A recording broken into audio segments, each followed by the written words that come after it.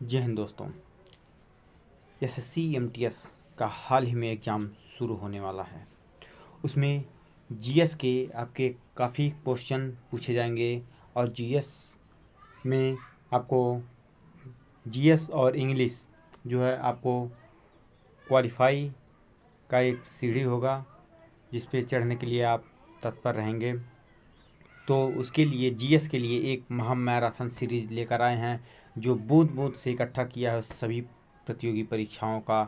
इसमें कई टॉपिक अलग अलग से क्वेश्चन हमने बनाए हैं और जो परीक्षाओं में पूछा गया है राज्य व्यवस्था के बारे में हमने इसमें रखा है। इस वीडियो में मूल कर्तव्य के बारे में, कुछ महत्वपूर्ण संशोधन के बारे में और भारत में आने वाले विदेशी यात्री के बारे में, कौन कौन से विदेशी भारत आए थे, किनके शासनकाल में, प्रमुख ज्वालामुखी देखेंगे। इस वीडियो में प्रमुख राजवंश एवं उनके संस्थापक के बारे में देखेंगे और भारत के सीमावर्ती देश और उनसे लगे राज्यों के बारे में देखेंगे। विज्ञान के बारे में कुछ महत्वपूर्ण क्वेश्चन को देखेंगे जो सभी प्रतियोगी परीक्षाओं में पूछे गए हैं अभी तक, और प्रमुख तथ्य जो कि वित्त विभाग के बारे में, बैंकों के बारे में इस वीडियो में हम देखेंगे।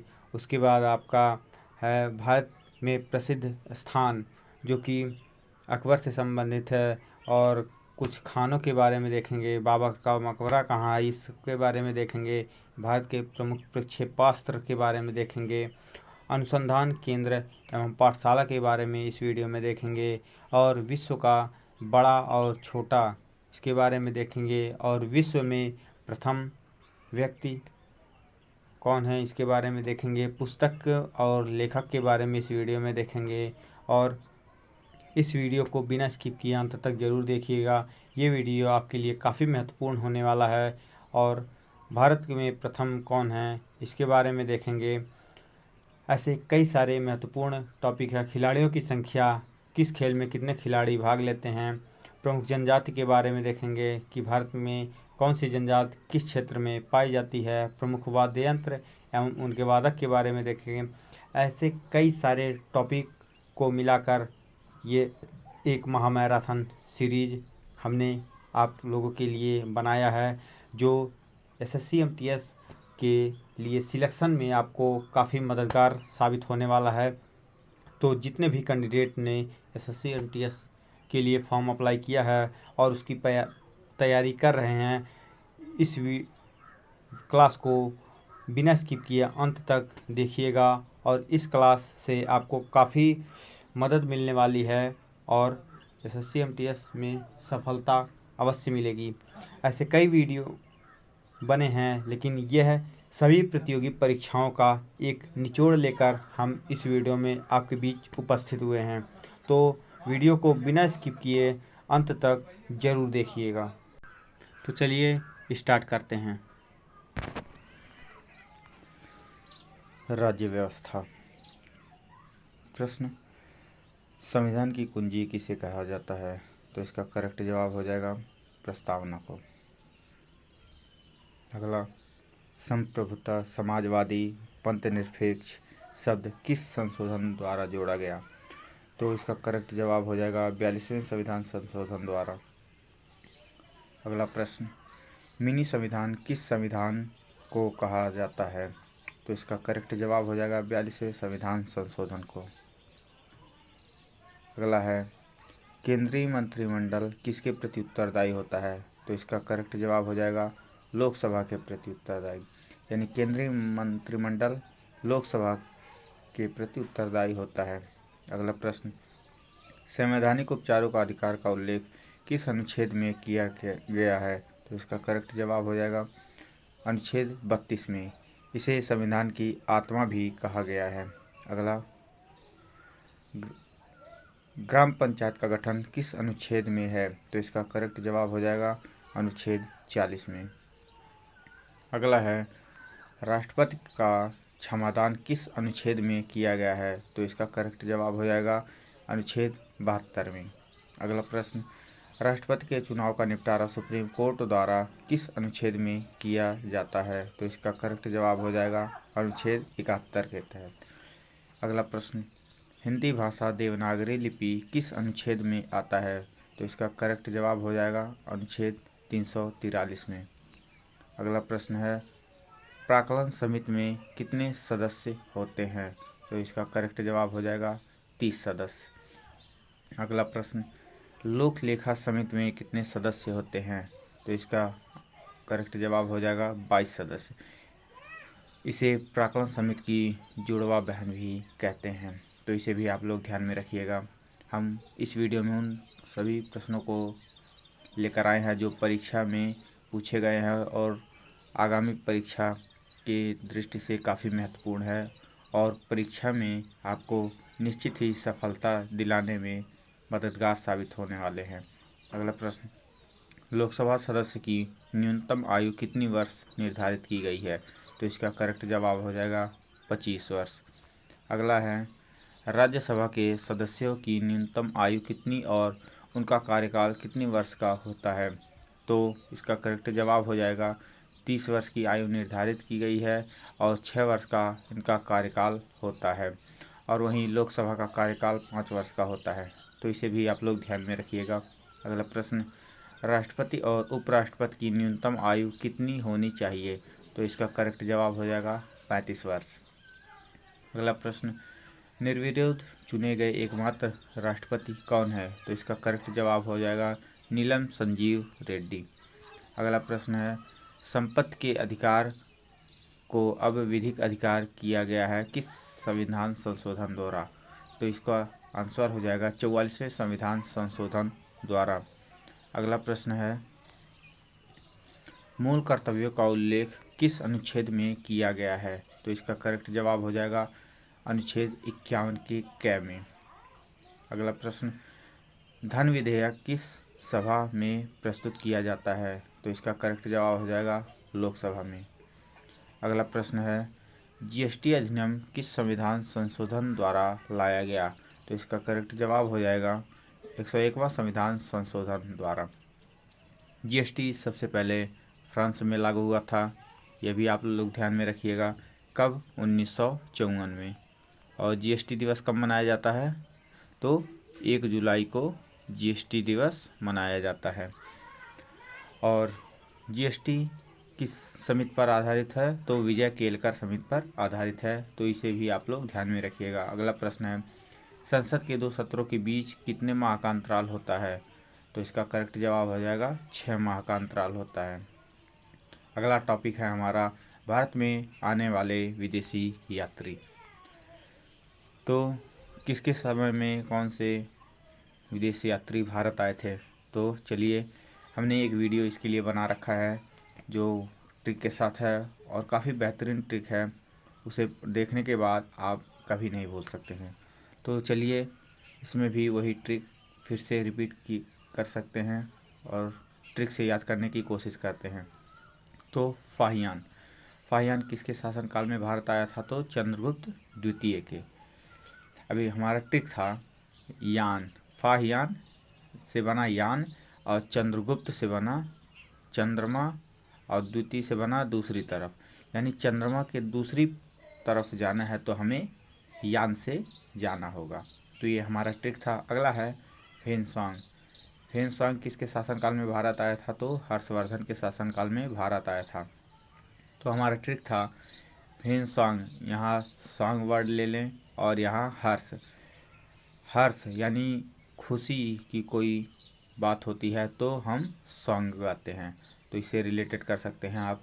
अगला है मेगास्थनीज की एक प्रसिद्ध पुस्तक है इंडिका किसकी प्रसिद्ध पुस्तक है? मेगास्थनीज की। यह परीक्षा में काफ़ी बार पूछा गया है।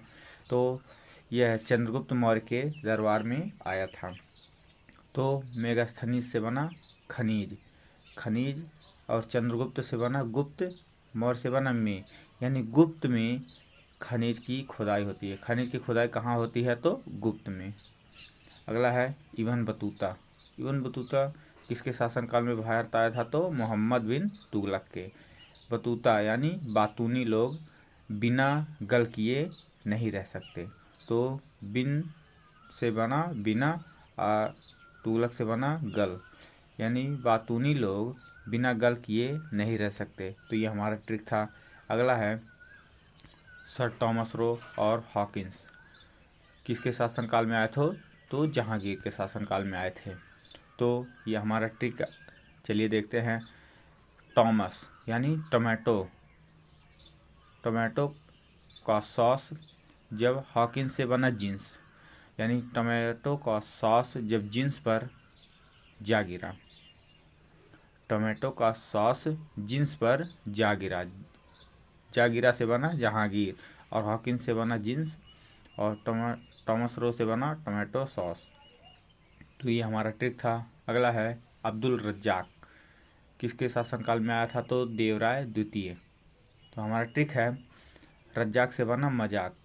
मजाक अगर करना है तो दूसरों से राय लेकर नहीं करनी चाहिए। दूसरों से बना द्वितीय और राय से बना देवराय, यानी दूसरों से राय लेकर मजाक नहीं करनी चाहिए। अगला है अलबरूनी।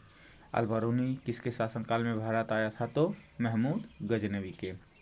तो हमारा ट्रिक है मूड से बना मूड और गजनवी से बना गांजा, यानी गांजा पीने का मूड हो तो अंदरूनी पियो। अलबरूनी अंदरूनी, गांजा पीने का मूड हो तो अंदरूनी पियो। ये हमारा ट्रिक है। अगला है बारबोसा। बारबोसा किसके शासनकाल में भारत आया था? तो कृष्णदेव राय के। तो हमारा ट्रिक है बारबोसा बॉस। बारबोसा से बना बॉस और कृष्णदेव राय से बना राय। अगर कृष्णा से राय लेनी हो, अगर कृष्णा को राय लेनी हो तो किसके पास जाएगा? बॉस के पास। अगर कोई भी राय लेनी होती है तो कौन किसके पास जाता है? तो बॉस के पास।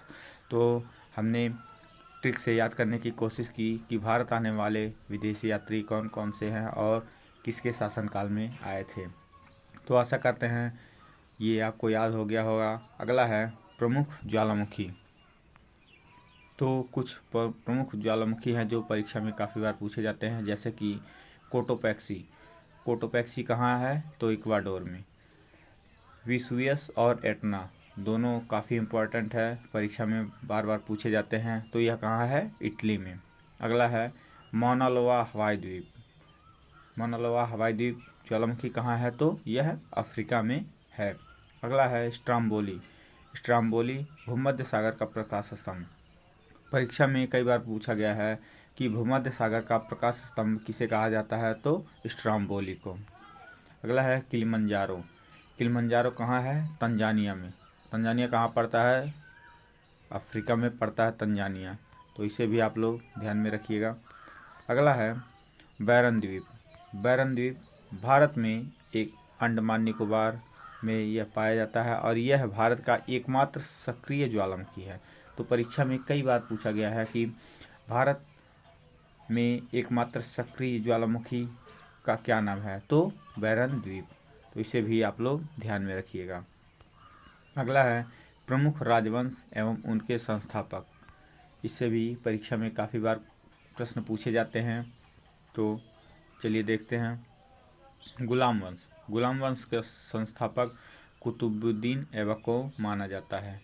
अगला है खिलजी वंश। खिलजी वंश का संस्थापक जलालुद्दीन खिलजी। अगला है तुगलक वंश। तुगलक वंश का संस्थापक गयासुद्दीन तुगलक। अगला है सैयद वंश। सैयद वंश का संस्थापक खिज्र खां। अगला है लोदी वंश।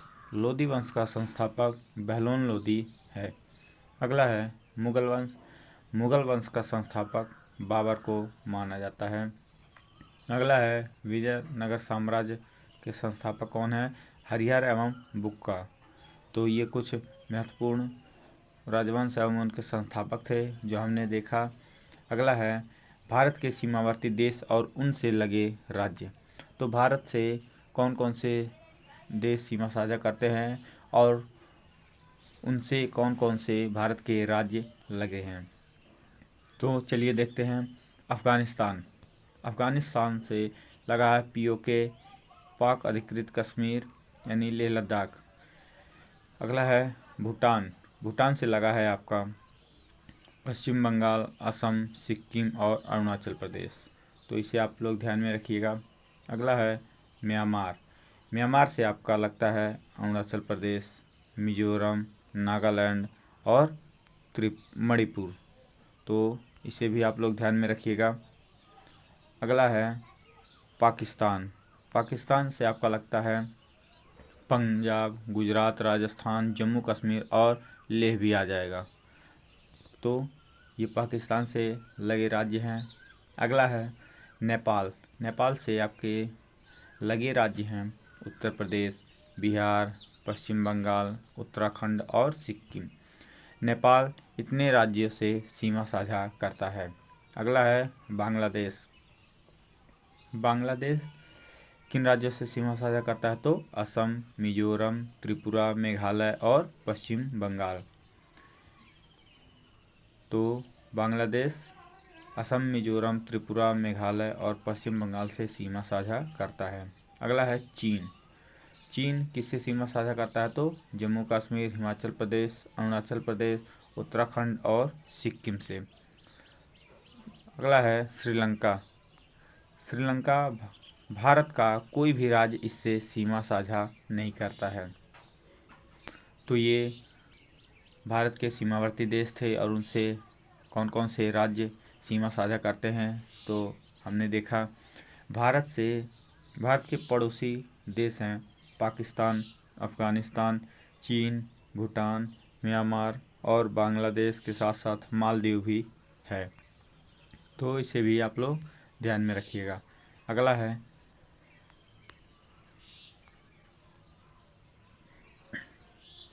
चलिए साइंस के कुछ प्रश्न जो परीक्षा में पूछे गए हैं।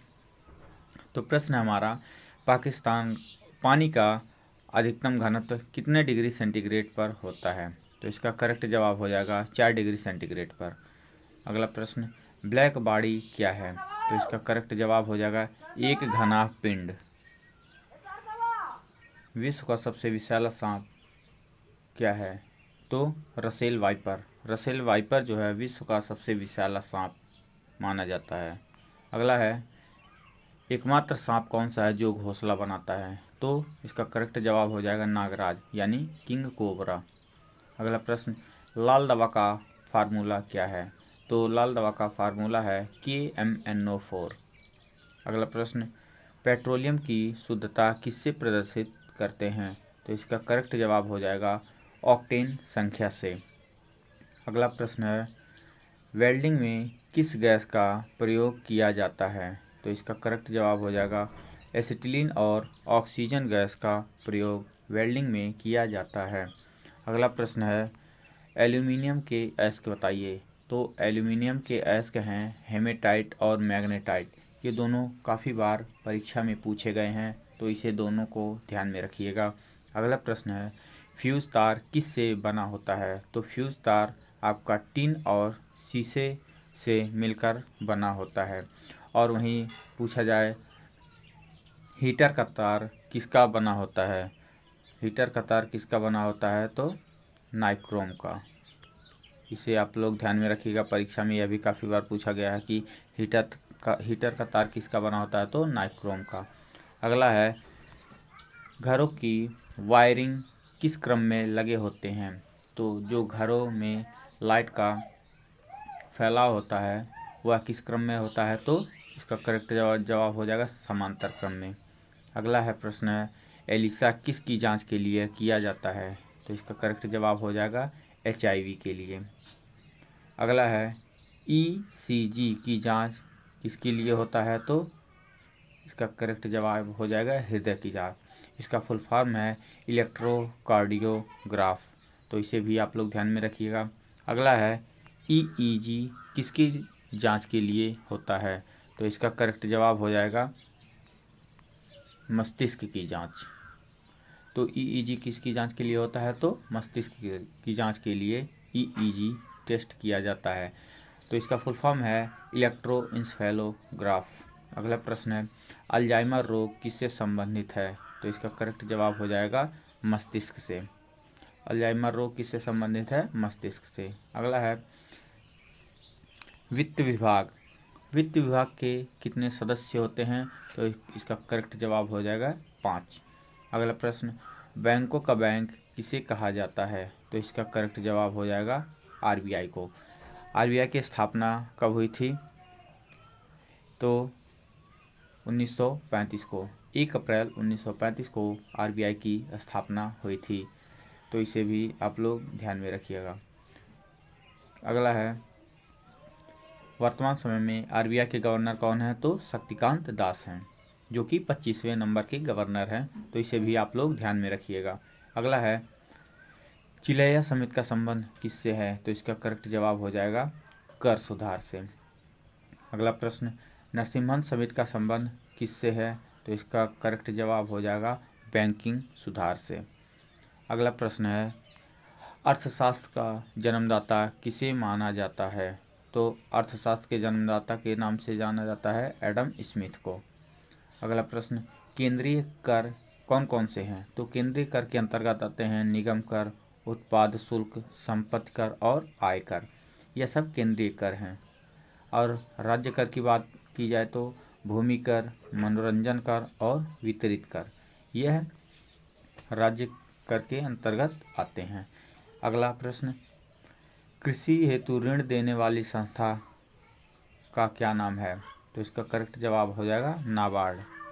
नाबार्ड एकमात्र संस्था है कृषि के लिए ऋण देती है। तो नाबार्ड की स्थापना 1982 में हुई थी। अगला प्रश्न है, भारत में हरित क्रांति के जन्मदाता कौन है? तो इसका करेक्ट जवाब हो जाएगा एमएस स्वामीनाथन। तो भारत में हरित क्रांति के जन्मदाता कौन है? तो एमएस स्वामीनाथन। अगला प्रश्न, विश्व में हरित क्रांति के जन्मदाता कौन है? तो इसका करेक्ट जवाब हो जाएगा नॉर्मन बोरलॉग। तो दोनों में काफ़ी कन्फ्यूजन होता है, तो इसे ध्यान में रखिएगा। भारत में पूछा जाए तो एमएस स्वामीनाथन और विश्व में पूछा जाए तो नॉर्मन बोरलॉग। अगला प्रश्न है, भारत में हरित क्रांति का सबसे अधिक प्रभाव किस पर पड़ा? तो हरित क्रांति का सर्वाधिक प्रभाव भारत में गेहूं पर पड़ा और सबसे कम प्रभाव जो है दलहन और तिलहन वाली फसलों पर पड़ा है। इसे भी आप लोग ध्यान में रखिएगा, परीक्षा में काफ़ी बार पूछा गया है। अगला प्रश्न, ऑपरेशन फ्लड किससे संबंधित है? तो इसका करेक्ट जवाब हो जाएगा दुग्ध आपूर्ति से। अगला प्रश्न, रजत क्रांति किससे संबंधित है? तो इसका करेक्ट जवाब हो जाएगा अंडा उत्पादन से। रजत क्रांति किससे संबंधित है? तो अंडा उत्पादन से। अगला प्रश्न, कृष्ण रोलिंग प्लान किस पंचवर्षीय योजना में चलाया गया है? तो इसका करेक्ट जवाब हो जाएगा छठी पंचवर्षीय योजना। तो पंचवर्षीय योजना से भी प्रश्न पूछे जाते हैं, तो आप लोग पंचवर्षीय योजना को अच्छी तरह से पढ़कर जाइएगा। अगला प्रश्न है, बेरोजगारी एवं गरीबी हटाओ पर पहली बार ध्यान दिया गया किस पंचवर्षीय योजना के तहत? तो काफ़ी इम्पोर्टेंट क्वेश्चन है, तो इसका करेक्ट जवाब हो जाएगा 5वीं पंचवर्षीय योजना के तहत। अगला प्रश्न है, भारत के राष्ट्रपति को शपथ कौन दिलाता है? तो इसका करेक्ट जवाब हो जाएगा सर्वोच्च न्यायालय का मुख्य न्यायाधीश जो है भारत के राष्ट्रपति को शपथ दिलाता है। अगला प्रश्न है, लोकसभा एवं राज्यसभा के संयुक्त अधिवेशन की अध्यक्षता कौन करता है? तो इसका करेक्ट जवाब हो जाएगा लोकसभा का अध्यक्ष। अगला, भारत के कुछ प्रसिद्ध स्थान चलिए देखते हैं जो परीक्षा में बार बार पूछे जाते हैं। जैसे अकबर का मकबरा कहाँ है? तो सिकंदराबाद। सिकंदराबाद कहाँ है? आगरा में। अगला है बुलंद दरवाज़ा। बुलंद दरवाज़ा कहाँ पर है? फतेहपुर सीकरी में। अगला है चार मीनार। चार मीनार कहाँ है? पड़ता है आपका हैदराबाद में। अगला है हुमायूं का मकबरा। हुमायूं का मकबरा कहाँ है? तो दिल्ली में। अगला है शेर शाह का मकबरा।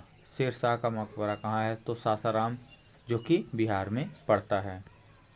अगला है सेल्यूलर जेल कहाँ पर है? तो अंडमान निकोबार में। अगला प्रश्न है बहादुर शाह जफर, यह कहाँ पड़ता है आपका? रंगून में। इनका मकबरा रंगून में है। अगला ब्लैक पैगोडा सूर्य मंदिर, जो कि कोणार्क के सूर्य मंदिर के नाम से विख्यात है, कहाँ पड़ता है? उड़ीसा में। अगला है दिलवाड़ा का जैन मंदिर, यह कहाँ आपका पड़ता है? तो राजस्थान में। अगला है डलहौजी नगर। डलहौजी नगर से किससे जाना जाता है? तो हिमाचल प्रदेश, यह हिमाचल प्रदेश में है। अगला है लिंगराज मंदिर। यह कहाँ पर है? उड़ीसा में। काफ़ी फेमस मंदिर है उड़ीसा का लिंगराज मंदिर। अगला है स्वर्ण मंदिर। यह भी काफ़ी फेमस मंदिर है। यह पड़ता है आपका अमृतसर में। तो ये कुछ प्रसिद्ध स्थान थे। अगला है गोलकुंडा की खान। यह कहाँ पर आपका पड़ता है? तो कर्नाटक में। अगला है शालीमार बाग। यह आपका पड़ता है श्रीनगर में। अगला है रॉक गार्डन। यह आपका चंडीगढ़ में पड़ता है। अगला है आपका बाबर का मकबरा। बाबर का मकबरा कहाँ पड़ता है? तो काबुल में। अगला है हवा महल। हवा महल आपका कहाँ पड़ता है? तो जयपुर में। अगला है माँ वैष्णो देवी मंदिर। यह आपका पड़ता है कटरा में। कटरा कहाँ है आपका? जम्मू कश्मीर में। तो ये कुछ प्रसिद्ध स्थान थे। अगला भारत के कुछ क्षेपास्त्र के बारे में जान लेते हैं। जैसा कि सतह से सतह पर मार करने वाली मिसाइल कौन कौन से हैं? तो अग्नि और पिनाक।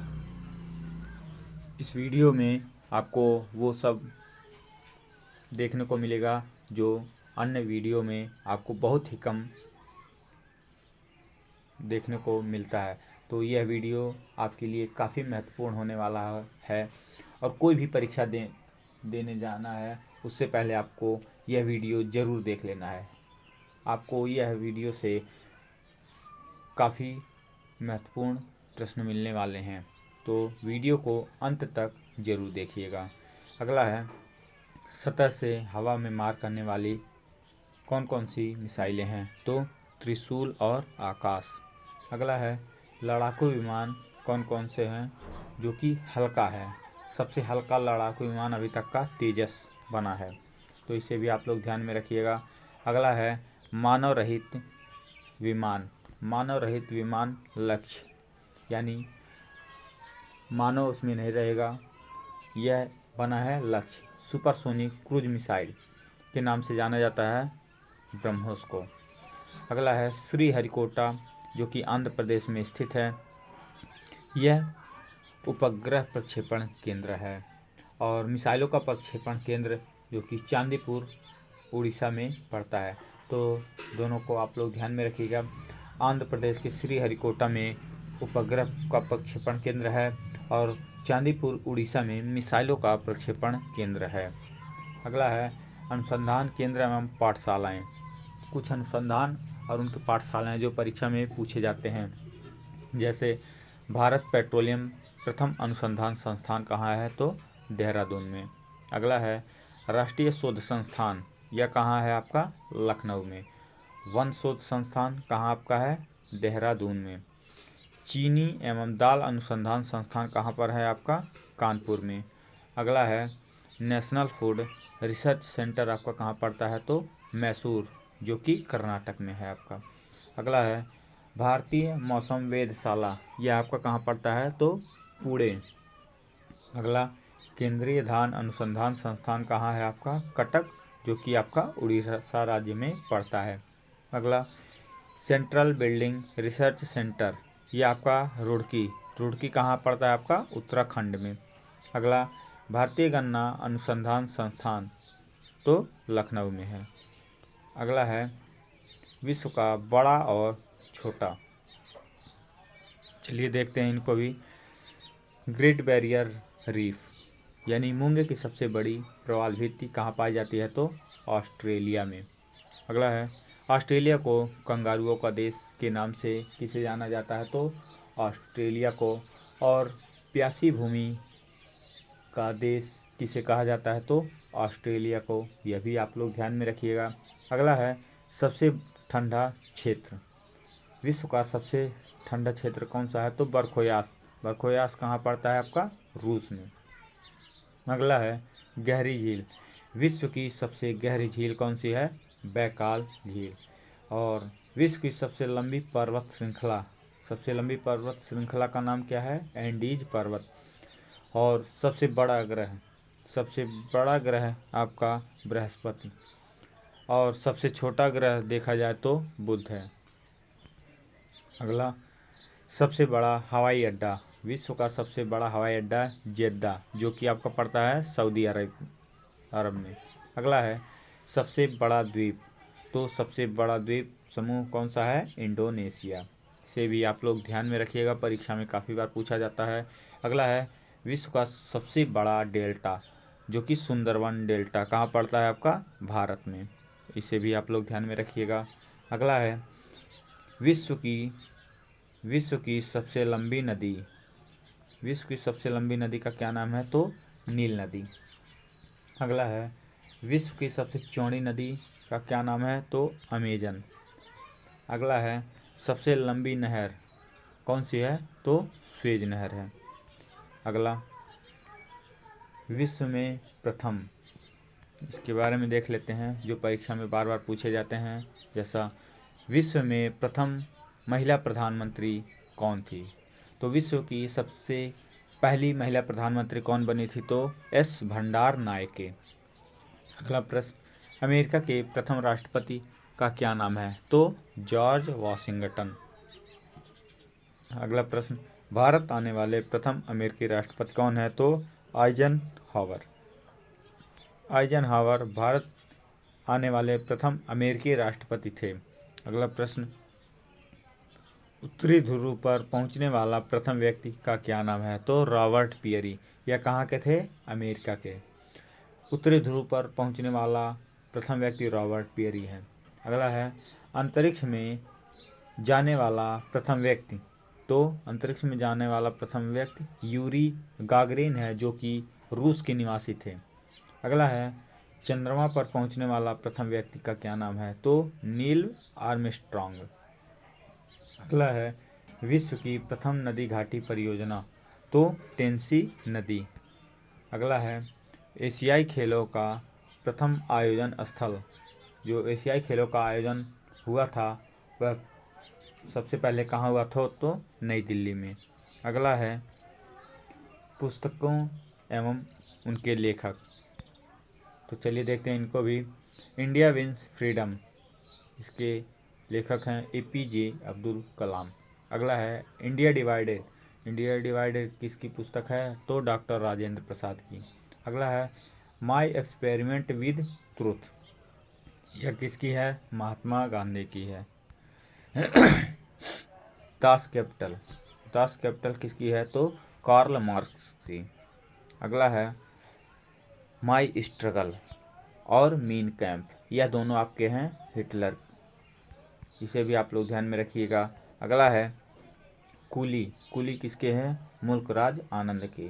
अगला है यामा, यामा किसकी पुस्तक है? तो महादेवी वर्मा की। अगला है दीपशिखा, दीपशिखा किसकी है? तो यह भी महादेवी वर्मा की है।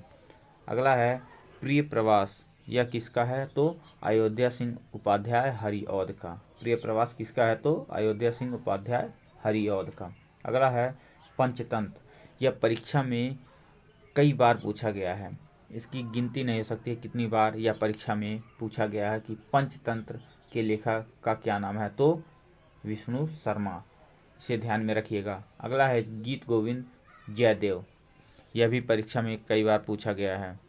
अगला है अर्थशास्त्र किसकी है? तो चाणक्य, चाणक्य कौटिल्य, इन्हें कौटिल्य भी क्या के नाम से जाना जाता है और चाणक्य के नाम से भी जाना जाता है। अगला हुमायूंनामा किसकी प्रसिद्ध पुस्तक है? तो गुलबदन बेगम की।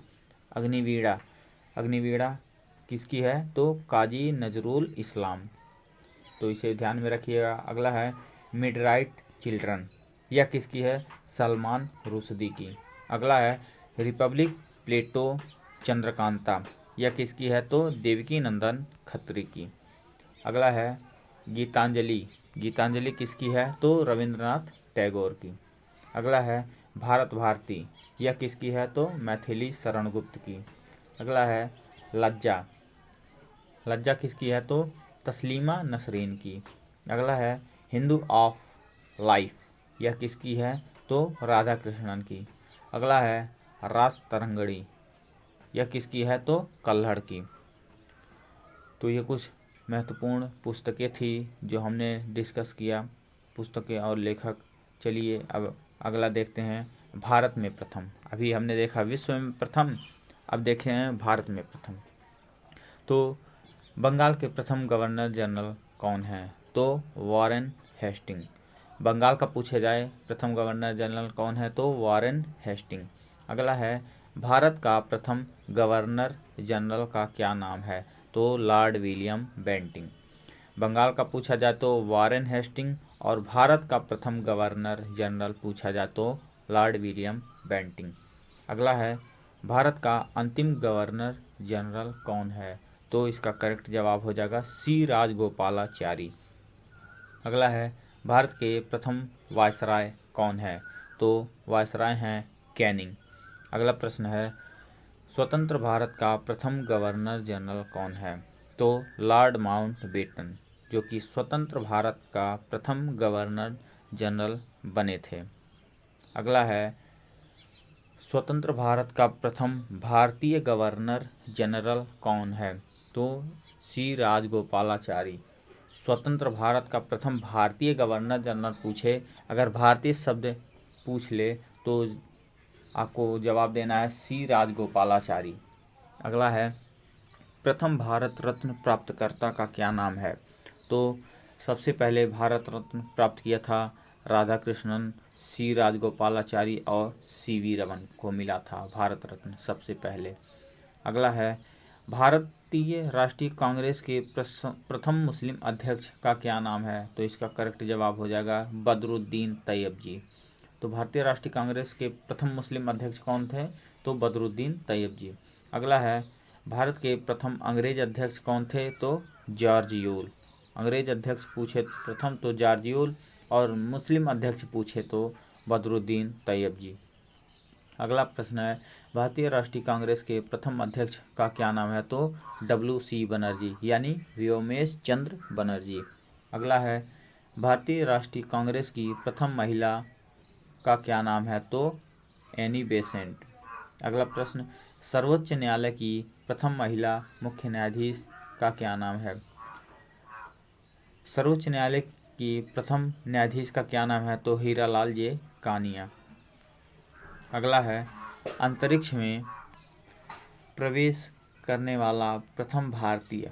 तो अंतरिक्ष में प्रवेश करने वाला प्रथम भारतीय का क्या नाम है? तो राकेश शर्मा। अगला है ज्ञानपीठ पुरस्कार प्राप्त करने वाला प्रथम व्यक्ति। तो जी शंकर कुरूप। जी शंकर कुरूप को ज्ञानपीठ पुरस्कार सबसे पहले मिला था। अगला प्रश्न है प्रथम महिला IAS। तो क्या नाम है? अन्ना जॉर्ज। परीक्षा में काफ़ी बार पूछा गया है।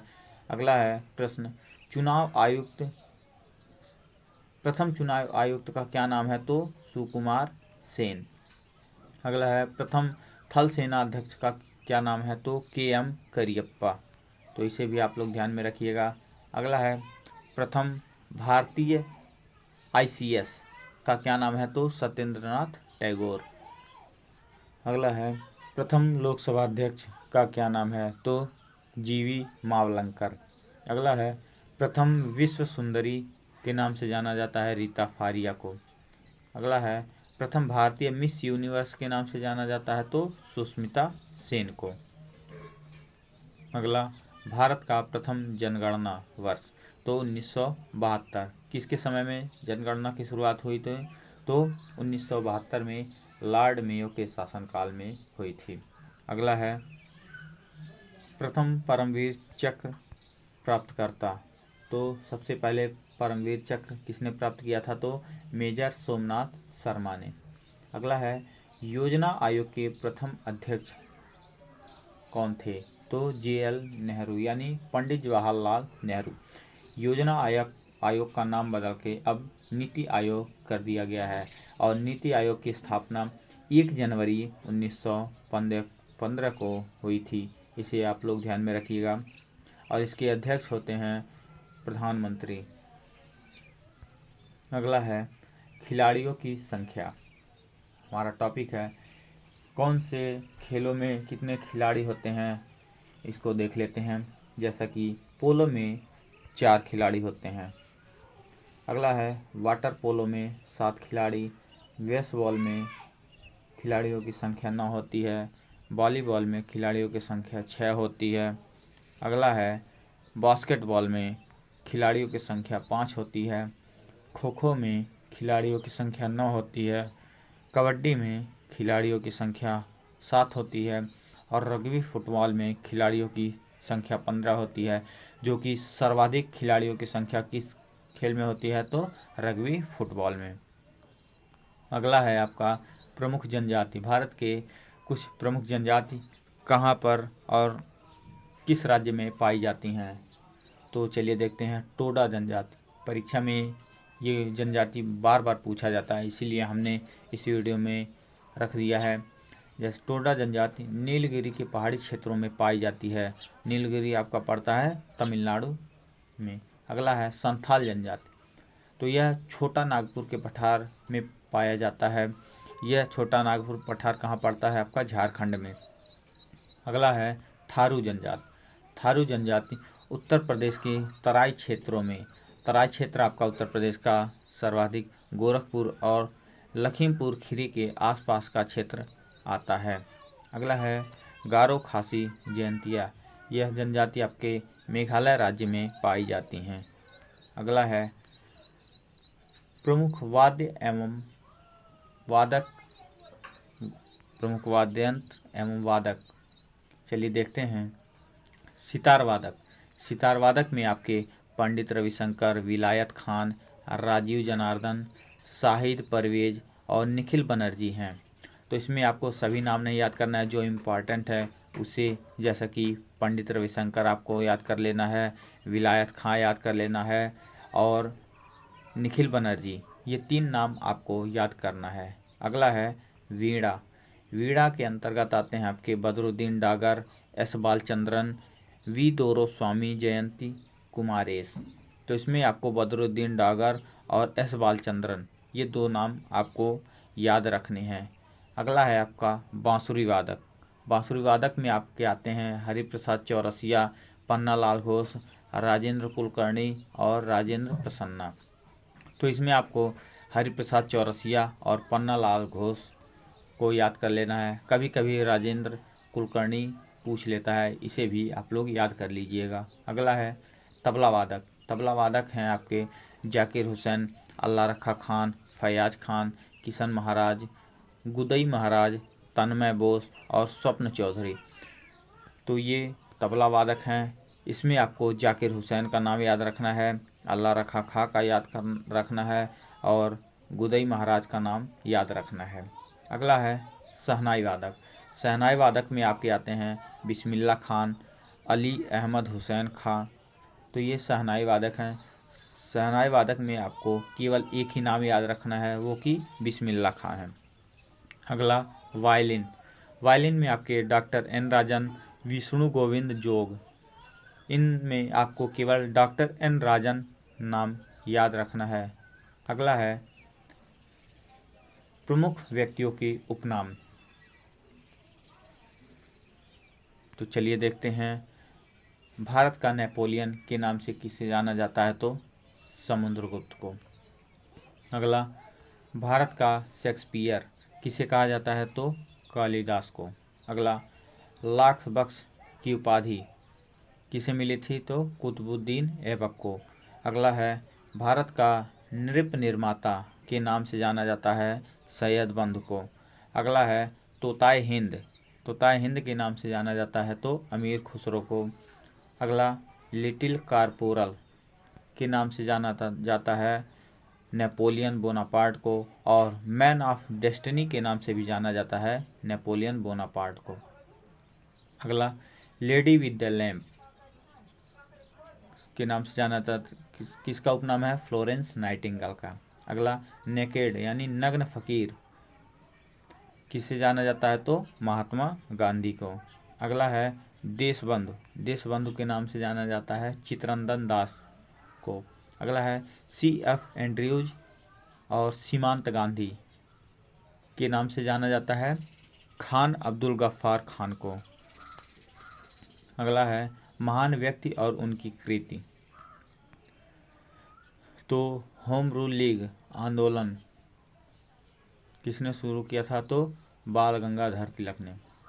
होम रूलिंग आंदोलन की शुरुआत किसने की थी? बाल गंगाधर तिलक ने। स्काउट बेडेन पावेल ने। भारत में चिश्ती संप्रदाय तो ख्वाजा मोइनुद्दीन चिश्ती। दीन ए इलाही किसने शुरू किया? तो अकबर ने। स्वराज पार्टी की स्थापना किसने किया था? सीआर दास मोतीलाल नेहरू, यानी चित्तरंजन दास और मोतीलाल नेहरू ने मिलकर किया था। कब किया था? तो 1923 में। तो इसे भी आप लोग ध्यान में रखिएगा। अगला है रामकृष्ण मिशन की स्थापना, तो किसने किया था? स्वामी विवेकानंद ने। अगला है कब किया था? 1897 में। अगला है आज़ाद हिंद सरकार की स्थापना किसने किया था? तो सुभाष चंद्र बोस ने। और आज़ाद हिंद फौज की स्थापना किसने किया था? रास बिहारी बोस ने। फॉरवर्ड ब्लॉक, यह भी परीक्षा में काफ़ी बार पूछा जाता है। फॉरवर्ड ब्लॉक की स्थापना किसने किया था? तो सुभाष चंद्र बोस ने। कब किया था? 1939 में। तो इससे भी आप लोग ध्यान में रखिएगा, परीक्षा में कई बार पूछा जाता है। अगला है खुदाई खिदमतगार। खुदाई खिदमतगार की शुरुआत किसने की थी? गफ्फार खान, यानी खान अब्दुल गफ्फार खान। अगला योग से संबंधित संप्रदाय कौन है? चिश्ती।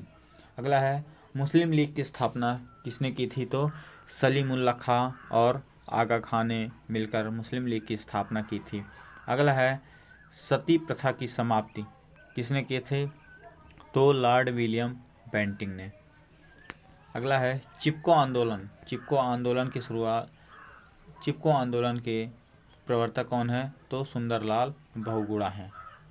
अगला है आपके नर्मदा बचाओ मेघा पाटेकर। अगला है सर्वेंट्स ऑफ इंडिया सोसाइटी की स्थापना किसने की थी? गोपाल कृष्ण गोखले ने। कब किया था? 1905 में। अगला है एशियाटिक सोसाइटी की स्थापना किसने की थी? विलियम जोन्स ने। अगला है खालसा पंथ की स्थापना किसने किया था? तो गुरु गोविंद सिंह ने। अगला है भारत की पहली जल विद्युत परियोजना तो सेतु समुद्रम परियोजना है। तो इसे आप लोग ध्यान में रखिएगा। अगला है सबसे बड़ी गुफा भारत में तो एलोरा है। और सबसे बड़ा बौद्ध मठ तवांग मठ, जो कि आपका अरुणाचल प्रदेश में पड़ता है। अगला है सबसे बड़ा समुद्र तट का क्या नाम है? तो मरीना बीच। कहाँ है? मद्रास में। अगला है सबसे बड़ा बंदरगाह, तो सबसे बड़ा बंदरगाह है आपका जवाहरलाल नेहरू बंदरगाह, जो कि मुंबई में है। अगला है भारत का अत्याधुनिक बंदरगाह का क्या नाम है? तो नाहवा शेवा, यह भी आपका महाराष्ट्र में पड़ता है। अगला है भारत का सर्वोत्कृष्ट बंदरगाह का क्या नाम है? तो विशाखापट्टनम। अगला है सबसे बड़ा रेलवे मार्ग तो डिब्रूगढ़ से कन्याकुमारी। तो इसे भी आप लोग ध्यान में रखिएगा। अगला है देखते हैं प्रमुख बांध।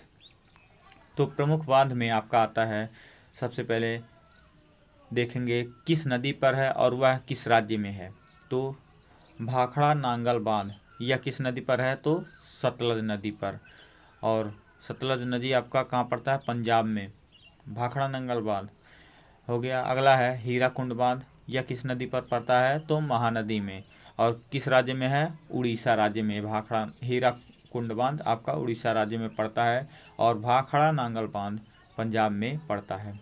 अगला है आपका नागार्जुन बांध, यह आपका कहाँ पड़ता है? तो कृष्णा नदी, तो किस राज्य में? आंध्र प्रदेश में। अगला है इडुक्की बांध पेरियार नदी पर पड़ता है, यह केरल राज्य में।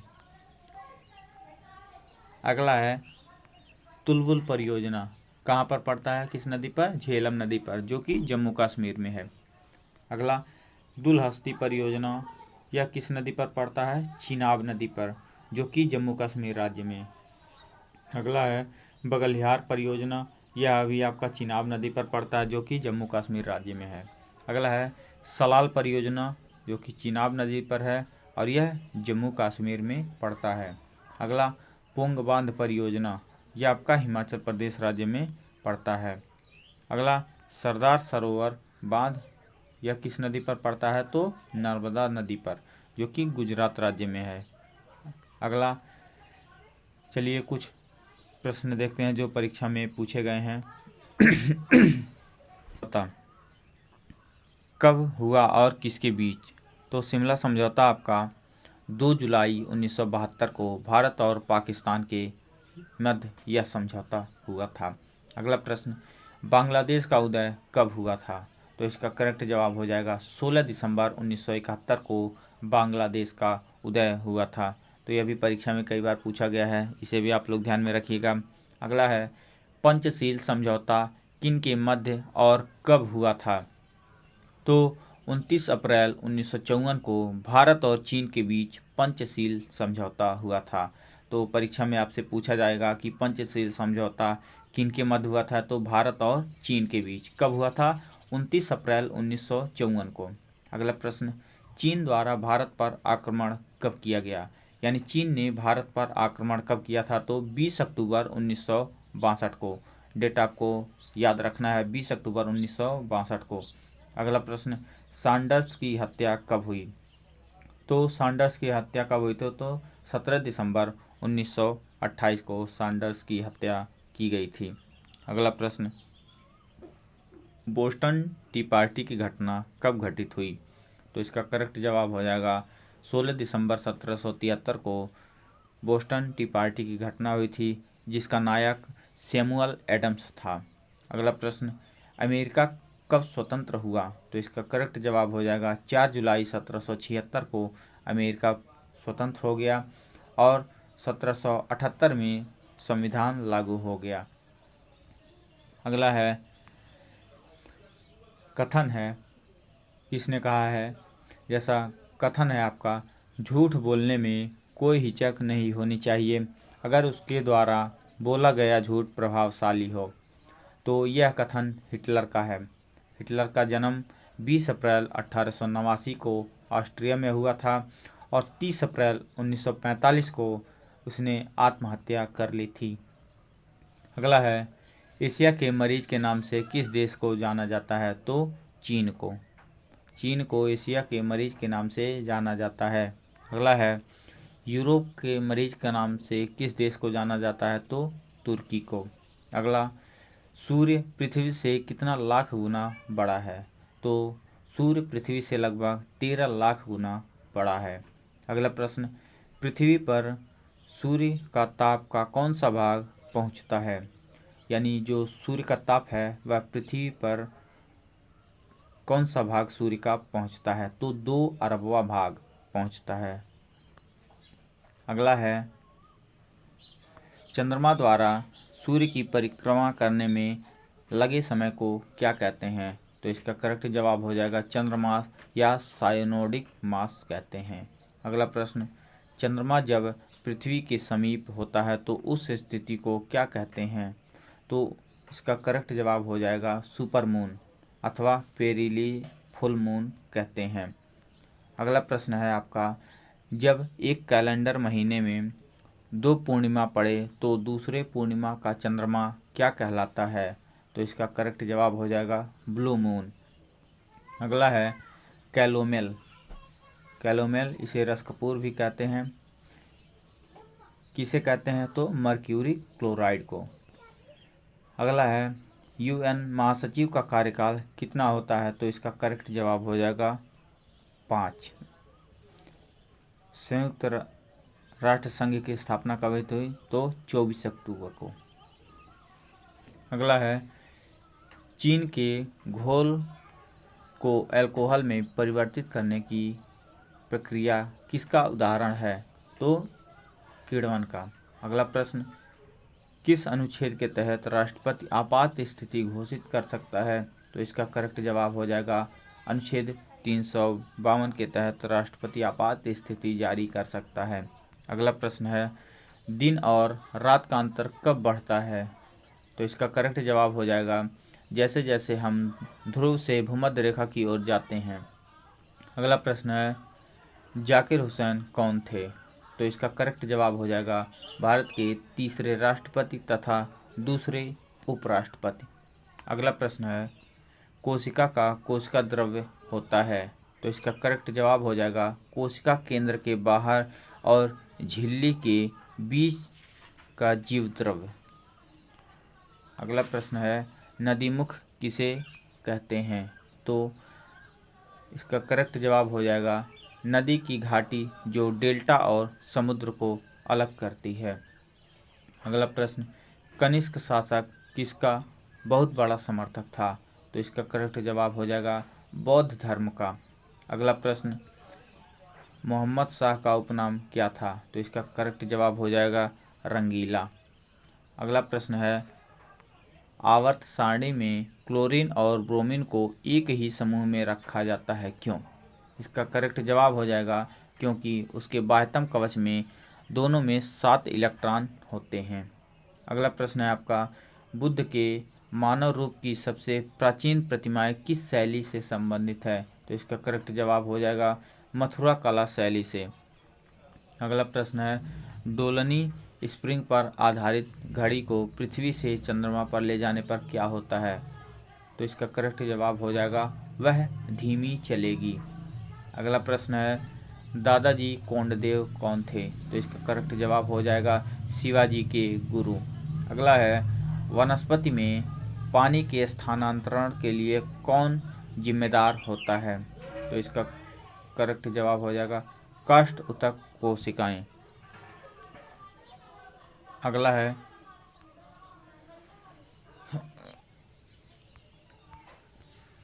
वर्ष 1919 में अखिल भारतीय खिलाफत कमेटी का अधिवेशन कहाँ हुआ? तो इसका करेक्ट जवाब हो जाएगा दिल्ली में।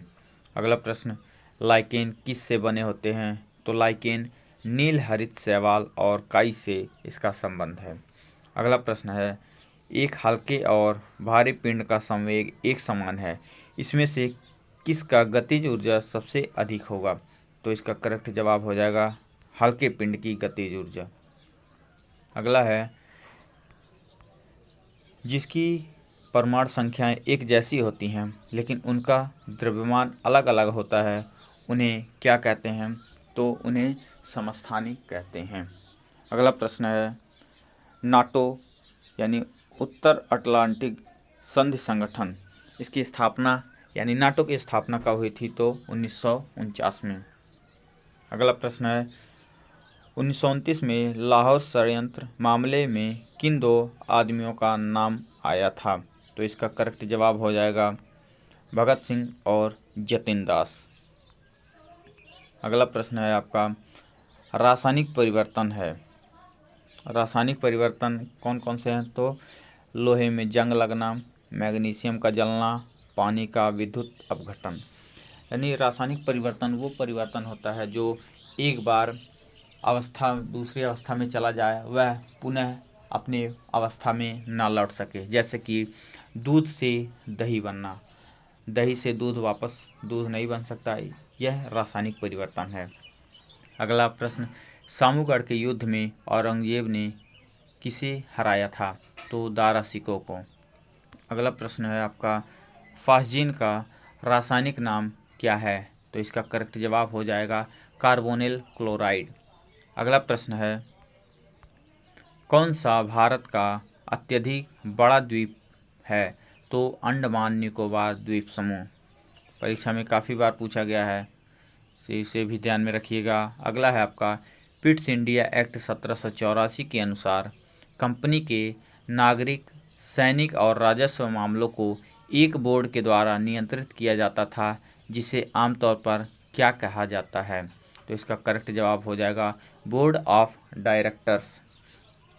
अगला प्रश्न 1873 में बंकिम चंद्र चटर्जी द्वारा स्थापित और संपादित की गई पत्रिका का क्या नाम था? तो बंग दर्शन।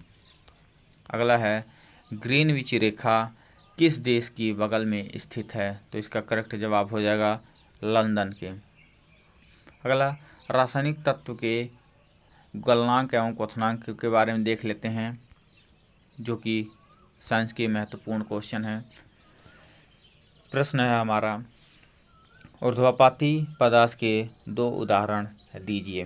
तो इसका करेक्ट जवाब हो जाएगा कपूर और नौसादर। अगला प्रश्न कौन सी धातु सामान्य तापमान पर द्रव अर्थात तरल अवस्था में पाई जाती है? तो इसका उत्तर हो जाएगा पारा। अगला प्रश्न जल का क्वथनांक कितना होता है? तो इसका करेक्ट जवाब हो जाएगा 100 डिग्री सेंटीग्रेड। अगला है प्रश्न, पारा का क्वथनांक कितना होता है? तो 356.73 डिग्री सेंटीग्रेड। अगला प्रश्न है, जल का क्वथनांक क्या होता है? तो इसका करेक्ट जवाब हो जाएगा 0 डिग्री सेंटीग्रेड होता है। अगला प्रश्न, जल का द्रव्यमान कितना होता है? तो इसका करेक्ट जवाब हो जाएगा 18.01528 ग्राम प्रति मोल। अगला प्रश्न है, किस रासायनिक तत्व का न्यूनतम गलनांक होता है? तो इसका करेक्ट जवाब हो जाएगा हीलियम का। और किस रासायनिक तत्व का उच्चतम गलनांक होता है? तो कार्बन का। यानी उच्चतम गलनांक किसका होता है? कार्बन का, और न्यूनतम गलनांक होता है आपका हीलियम का। तो इसे भी आप लोग ध्यान में रखिएगा। अगला प्रश्न है, उच्चतम गलनांक एवं उच्चतम क्वथनांक किस धातु का होता है? तो इसका करेक्ट जवाब हो जाएगा टंगस्टन का। अगला प्रश्न, हीलियम, आर्गन, जेनान, नियान अक्रिय गैसों में से किसका क्वथनांक उच्चतम है? तो इसका करेक्ट जवाब हो जाएगा जेनान का। अगला प्रश्न है, मेथेन CH4 का गलनांक और क्वथनांक बताइए। तो इसका करेक्ट जवाब हो जाएगा -183 डिग्री सेंटीग्रेड और 164 डिग्री सेंटीग्रेड होता है। अगला प्रश्न, किस धातु का गलनांक न्यूनतम होता है? तो इसका करेक्ट जवाब हो जाएगा पारा का। अगला प्रश्न, ईथर, जल एवं फिनाल में से सबसे कम क्वथनांक किसका है? तो इसका करेक्ट जवाब हो जाएगा ईथर का। अगला है, क्रोमियम का गलनांक कितना होता है? तो इसका करेक्ट जवाब हो जाएगा 2118 केल्विन। अगला प्रश्न, कोबाल्ट का गलनांक कितना होता है? तो 1769 केल्विन होता है। अगला प्रश्न, सोना एवं जर्मेनियम में से किसका गलनांक सबसे कम होता है? तो इसका करेक्ट जवाब हो जाएगा जर्मेनियम का। अगला प्रश्न, गैस का द्रव में परिवर्तन क्या कहलाता है? तो इसका करेक्ट जवाब हो जाएगा संघनन। अगला प्रश्न, ठोस का द्रव में परिवर्तन क्या कहलाता है? तो इसका करेक्ट जवाब हो जाएगा गलनांक। अगला प्रश्न, द्रव का गैस में परिवर्तन क्या कहलाता है? तो क्वथनांक। अगला प्रश्न, द्रव का ठोस में परिवर्तन क्या कहलाता है? फ्रीजिंग यानी हिमांक बिंदु। अगला है, जब केवल द्रव की सतह पर द्रव का गैस में परिवर्तन होता है तो क्या कहलाता है? तो वाष्पीकरण। अगला प्रश्न है, चट्टानों का गर्म होकर द्रव में परिवर्तन होना क्या कहलाता है? तो इसका उत्तर हो जाएगा मैग्मा यानी लावा। अगला प्रश्न है, गुप्त संगलन ऊष्मा का अवशोषण कब होता है? तो इसका करेक्ट जवाब हो जाएगा जब ठोस द्रव में परिवर्तित होता है। अगला प्रश्न है, अवस्था परिवर्तन के लिए आवश्यक ऊर्जा क्या कहलाती है? तो इसका करेक्ट जवाब हो जाएगा गुप्त ऊष्मा। अगला प्रश्न है, दाब बढ़ाने पर किसी पदार्थ के गलनांक पर क्या प्रभाव पड़ेगा? तो इसका करेक्ट जवाब हो जाएगा दाब बढ़ाने पर उसका गलनांक भी बढ़ जाएगा। अगला प्रश्न है, गलनांक के विपरीत कौन सी प्रक्रिया होती है? तो इसका करेक्ट जवाब हो जाएगा हिमांक। अगला प्रश्न है, जल का क्वथनांक और प्रेशर कुकर में क्यों बढ़ जाता है? तो इसका करेक्ट जवाब हो जाएगा दाब बढ़ने के कारण जल का क्वथनांक प्रेशर कुकर में बढ़ जाता है, जिससे खाना बहुत जल्दी पकता है। अगला प्रश्न, द्रव वाष्पीकृत किस बिंदु पर होता है? तो उसका करेक्ट जवाब हो जाएगा क्वथनांक से कम ताप पर। अगला है, सामान्य मानव शरीर का तापक्रम क्या होता है? तो इसका करेक्ट जवाब हो जाएगा 37 डिग्री सेंटीग्रेड और फ़ारेनहाइट में 98.4 डिग्री फ़ारेनहाइट होता है। अगला प्रश्न, वह ताप जिस पर ठोस पिघलना प्रारंभ होता है उसे क्या कहते हैं? तो इसका करेक्ट जवाब हो जाएगा संलयन बिंदु। अगला प्रश्न, स्थल का तापमान समुद्र के तापमान से जल्दी बढ़ता है क्यों? तो इसका करेक्ट जवाब हो जाएगा जब मिट्टी की गुप्त ऊष्मा जल की गुप्त ऊष्मा से कम होती है। अगला प्रश्न, माउंट एवरेस्ट पर जल का क्वथनांक क्या होता है? तो 70 डिग्री सेंटीग्रेड होता है। अगला प्रश्न, गलनांक और हिमांक किसी पदार्थ के लिए किस तापमान पर होगा?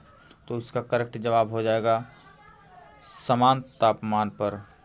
अगला प्रश्न है, यदि किसी द्रव की गतिज ऊर्जा बढ़ा दी जाए तो क्या प्रभाव पड़ेगा? द्रव जल्दी वाष्पीकृत होने लगेगा। अगला प्रश्न है, बैरोमीटर के आविष्कारक कौन थे? तो इसका करेक्ट जवाब हो जाएगा टोरिसेले। अगला प्रश्न है, द्रव निम्न ताप पर कब उबलता है? तो इसका करेक्ट जवाब हो जाएगा जब वाष्प दाब कम हो।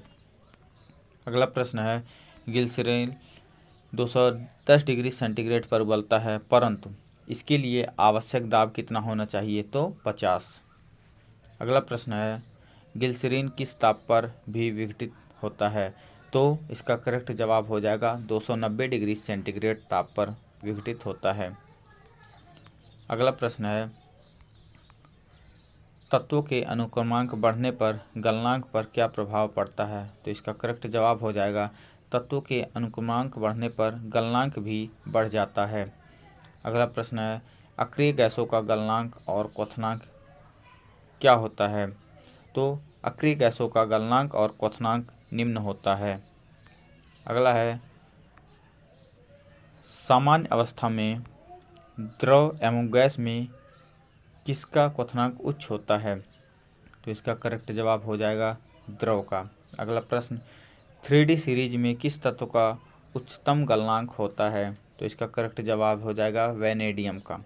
अगला प्रश्न है, कौन सी सक्रिय गैस का उच्चतम क्वथनांक होता है? तो इसका करेक्ट जवाब हो जाएगा रेडान का। अगला प्रश्न है, किसी द्रव का ताप बढ़ाने पर उसके वाष्प दाब पर क्या प्रभाव पड़ता है? तो इसका करेक्ट जवाब हो जाएगा ताप बढ़ने पर दाब भी बढ़ जाता है। अगला प्रश्न है, हाइड्रोजन गैस का क्वथनांक कितना होता है? तो इसका करेक्ट जवाब हो जाएगा -253 डिग्री सेंटीग्रेड होता है। अगला प्रश्न है, ईथर का क्वथनांक कितना होता है? तो इसका करेक्ट जवाब हो जाएगा 35 डिग्री सेंटीग्रेड होता है। अगला है, ऑक्सीजन का क्वथनांक कितना होता है? तो इसका करेक्ट जवाब हो जाएगा -183 डिग्री सेंटीग्रेड। अगला प्रश्न है, जल कमरे के ताप पर किस कारण से द्रव अवस्था में रहता है? तो इसका करेक्ट जवाब हो जाएगा हाइड्रोजन बंध के कारण। अगला प्रश्न है, जल के अणुओं के मध्य उपस्थित हाइड्रोजन बंध को विघटित करने के लिए कितनी ऊर्जा की आवश्यकता होती है? तो इसका करेक्ट जवाब हो जाएगा 23 किलो जूल प्रति मोल की। अगला प्रश्न है, यौगिक की शुद्धता का निर्णय किसकी सहायता से ले सकते हैं? तो इसका करेक्ट जवाब हो जाएगा यौगिक के गलनांक एवं क्वथनांक के आधार पर। अगला प्रश्न है, जब ठोस व द्रव अवस्था संतुलन अवस्था में हो तब ताप पर क्या प्रभाव पड़ता है? तो इसका करेक्ट जवाब हो जाएगा ताप अपरिवर्तित रहता है। अगला प्रश्न है, बर्फ का गलनांक कितना होता है? तो इसका करेक्ट जवाब हो जाएगा 0 डिग्री सेंटीग्रेड। अगला प्रश्न है, पारा का गलनांक कितना होता है? तो इसका करेक्ट जवाब हो जाएगा -39 डिग्री सेंटीग्रेड। अगला है, सामान्यतया तत्व कौन सी अवस्था में पाए जाते हैं? तो इसका करेक्ट जवाब हो जाएगा ठोस अवस्था में। अगला प्रश्न है, तापमान की SI यूनिट क्या कहलाती है? तो केल्विन। ताप का मात्रक क्या है? केल्विन। अगला प्रश्न है, सबसे पहले थर्मामीटर का आविष्कार किसने किया था? तो इसका करेक्ट जवाब हो जाएगा गैलीलियो ने। अगला प्रश्न है, पुनर्जागरण का अग्रदूत किसे माना जाता है? तो इसका करेक्ट जवाब हो जाएगा इटली के महान कवि दांते को पुनर्जागरण का अग्रदूत माना जाता है। अगला प्रश्न है, द लास्ट सफर और मोनालिसा के रचयिता कौन है? तो इसका करेक्ट जवाब हो जाएगा लियोनार्दो दा विंची। अगला प्रश्न है, रोमियो एंड जूलियट किसकी अमर कृति है? तो इसका करेक्ट जवाब हो जाएगा शेक्सपियर की। अगला है, धर्म सुधार आंदोलन के प्रवर्तक कौन है? तो इसके हैं मार्टिन लूथर। अगला प्रश्न, अमेरिका को पूर्ण स्वतंत्रता कब मिली थी? तो इसका करेक्ट जवाब हो जाएगा 4 जुलाई 1776 को अमेरिका पूर्ण स्वतंत्र हो गया। अमेरिका स्वतंत्रता संग्राम का नायक जॉर्ज वाशिंगटन थे। इसका तात्कालिक कारण बोस्टन टी पार्टी की घटना 16 दिसंबर 1773 को हुई थी। एग्जाम में आपसे पूछा जाता है बोस्टन टी पार्टी की घटना कब हुई थी, तो 16 दिसंबर 1773 को हुई थी। तो इसे भी आप लोग ध्यान में रखिएगा। अगला क्वेश्चन, विश्व में सर्वप्रथम लिखित संविधान किस देश का है? तो अमेरिका का 1789 में लागू हुआ था। अगला प्रश्न है, अब्राहम लिंकन किस देश के राष्ट्रपति थे? तो इसका करेक्ट जवाब हो जाएगा अब्राहम लिंकन अमेरिका के राष्ट्रपति थे, जो कि 1860 में बने थे। अगला प्रश्न है, फ्रांस की क्रांति कब और किसके शासनकाल में हुई? तो इसका करेक्ट जवाब हो जाएगा फ्रांस की क्रांति 14 जुलाई 1789 को लुई 16वां के समय हुआ था और स्वतंत्रता, समानता और बंधुत्व का नारा फ्रांस की क्रांति की ही देन है। अगला प्रश्न, 100 चूहों की अपेक्षा एक सिंह का शासन उत्तम है, यह कथन किसका है? तो यह कथन है वाल्टेयर का। अगला प्रश्न है आपका, माप तौल की दशमलव प्रणाली की शुरुआत किस देश की देन है? तो इसका करेक्ट जवाब हो जाएगा फ्रांस देश की देन है। अगला प्रश्न है, जर्मनी का एकीकरण किसने किया था? तो इसका करेक्ट जवाब हो जाएगा बिस्मार्क ने। अगला प्रश्न है, आपदा प्रबंधन अधिनियम का गठन कब हुआ था? तो इसका करेक्ट जवाब हो जाएगा आपदा प्रबंधन अधिनियम का गठन 2005 और 2006 में हुआ था। अगला प्रश्न है, रूस की क्रांति कब हुई थी? तो इसका करेक्ट जवाब हो जाएगा 1917 में। अगला प्रश्न है, आधुनिक रूस का निर्माता किसे माना जाता है? तो इसका करेक्ट जवाब हो जाएगा स्टालिन को। अगला प्रश्न, प्रथम विश्व युद्ध के समय किसका नारा था युद्ध का अंत करो? तो इसका करेक्ट जवाब हो जाएगा लेनिन। अगला प्रश्न है, औद्योगिक क्रांति की शुरुआत किस देश से हुई? इसका करेक्ट जवाब हो जाएगा इंग्लैंड से, जो सूती कपड़ा उद्योग से हुई थी। अगला प्रश्न है, प्रथम विश्व युद्ध की शुरुआत और अंत कब हुआ और उसमें कितने देशों ने भाग लिया था? तो प्रथम विश्व युद्ध की शुरुआत 28 जुलाई 1914 को हुई और 11 नवंबर 1918 तक चला था। इसमें 37 देशों ने भाग लिया था। अगला प्रश्न है, यूरोप का मरीज किस देश को कहा जाता है? तो तुर्की को कहा जाता है। अगला है, इटली का जन्मदाता किसे माना जाता है? तो मुसोलिनी को। अगला प्रश्न है, एक राष्ट्र एक नेता का नारा किसने दिया था? तो हिटलर ने। हिटलर ने 1 सितंबर 1939 को पोलैंड पर आक्रमण किया था। अगला प्रश्न, द्वितीय विश्व युद्ध की शुरुआत और अंत कब हुआ?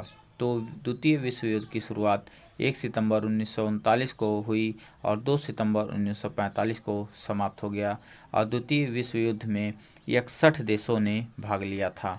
तो इसे भी आप लोग ध्यान में रखिएगा। अगला प्रश्न है आपका, ऑपरेशन बारबोरा किससे संबंधित है? तो इसका करेक्ट जवाब हो जाएगा जर्मनी द्वारा सोवियत संघ पर आक्रमण करना। अगला प्रश्न है, यह महत्वपूर्ण जानकारी रखिएगा, अमेरिका ने 6 अगस्त 1945 को हिरोशिमा पर लिटिल बॉय यूरेनियम 235 तथा नागासाकी पर 9 अगस्त 1945 फिटमैन प्लूटोनियम 293 नामक एटम बम गिराया था। तो यह आपको ध्यान में रखना है। अगला है, महत्वपूर्ण धातु एवं उनके अयस्क। कुछ महत्वपूर्ण धातु हैं और उनके अयस्क कौन कौन से हैं, इसे भी देख लेते हैं। अगला है कैल्शियम। कैल्शियम के अयस्क हैं जिप्सम, कैल्साइट, डोलोमाइट, एस्बेस्टस। अगला है मैग्नीशियम। मैग्नीशियम के हैं मैग्नेसाइट, डोलोमाइट, कार्लेलाइट। अगला है सोडियम। सोडियम का है साधारण नमक, सोडियम कार्बोनेट और बोरेक्स।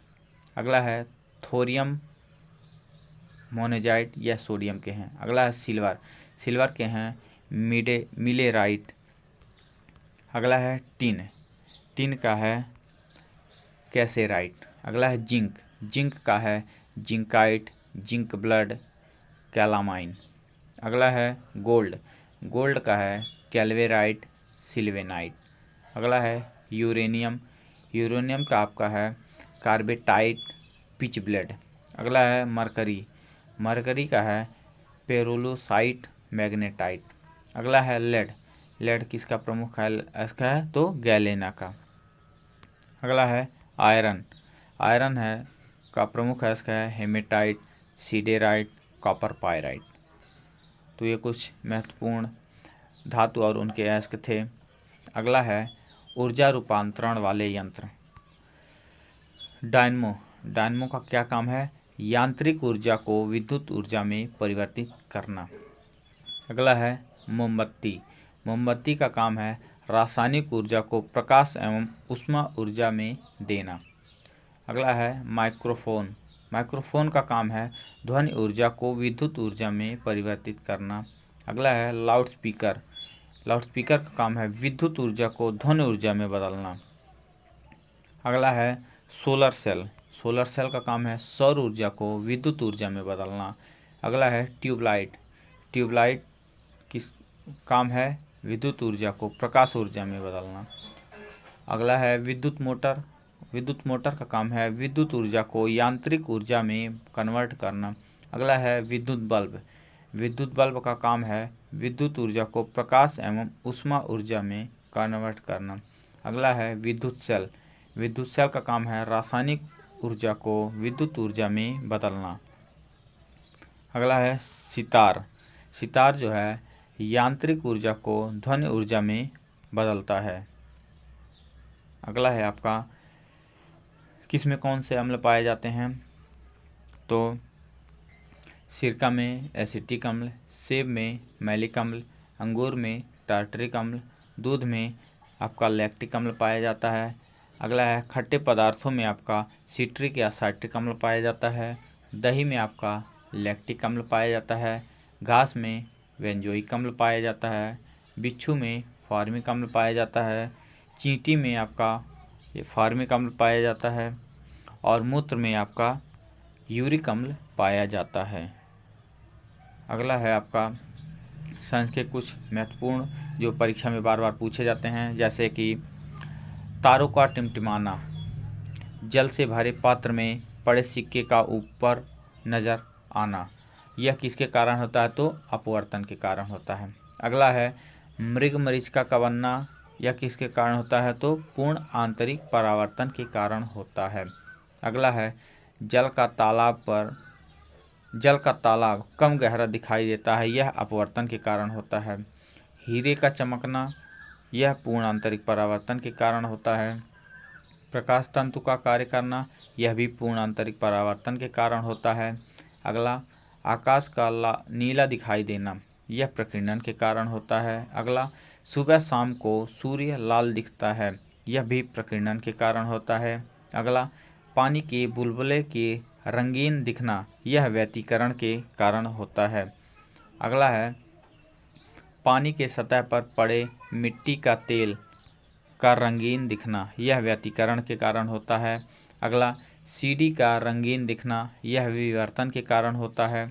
अगला है साबुन के पतले झाग में चमकदार रंगों का दिखना, यह व्यतिकरण के कारण होता है। अगला खतरे के चिन्ह का लाल होना, खतरा का चिन्ह लाल इसलिए रखा जाता है क्योंकि लाल रंग का प्रकीर्णन सबसे कम होता है।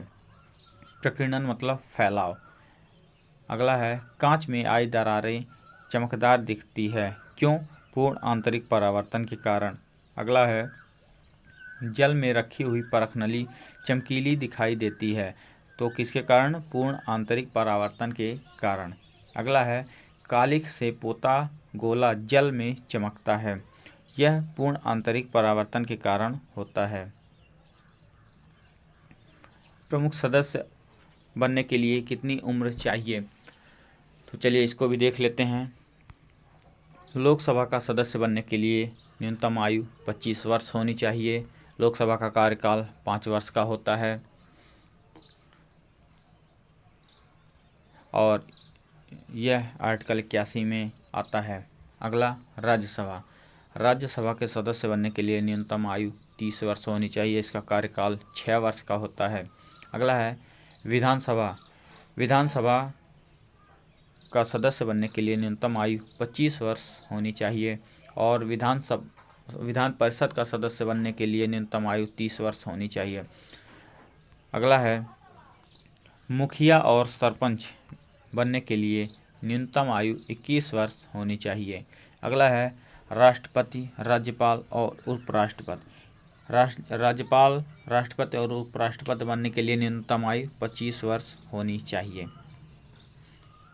अगला है प्रधानमंत्री बनने के लिए न्यूनतम आयु 25 वर्ष होनी चाहिए और मुख्यमंत्री बनने के लिए भी न्यूनतम आयु 25 वर्ष होनी चाहिए। अगला है भारत में स्थापित कुछ परमाणु ऊर्जा केंद्र हैं, कौन से राज्य में स्थित हैं? तो चलिए देखते हैं।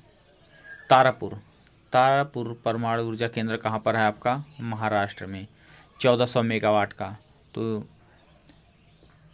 अगला है रावत भाटा कहाँ पर है? राजस्थान, जो कि कोटा में। अगला है कलपक्कम आपका तमिलनाडु में पड़ता है। अगला है नरौरा जो है उत्तर प्रदेश में आपका है। अगला है काकरापारा जो है गुजरात में है।